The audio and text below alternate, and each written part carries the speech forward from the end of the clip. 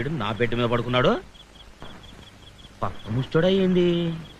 ఏయ్, ఎవడ్రా నువ్వు నా బెడ్ మీద పడుకున్నావు? లే! నన్ను తంతా ముచ్చి చెప్పనా? అన్నా, నువ్వా అన్నా? నీ పొజిషన్ నా పొజిషన్కి వచ్చింది నన్ను అన్నా. నారుమ్మ ఎర్ర మట్టి పెంక.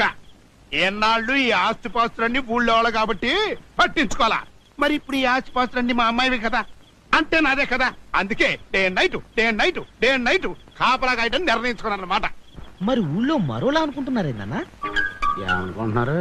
నువ్వు తాగొచ్చి గొడవ చేశావని, మీ అల్లుడు నిన్ను తన్ని మెడబట్టి బయటికి నెట్టేశాడని, ఇక నుంచి నీ పర్మినెంట్ ప్లేస్ ఇదేనని ఊరంతా చెప్పుకుంటున్నారన్నా. నిజమేనా అన్నా? అన్నీ తెలిసే నన్ను అడుగుతావరా?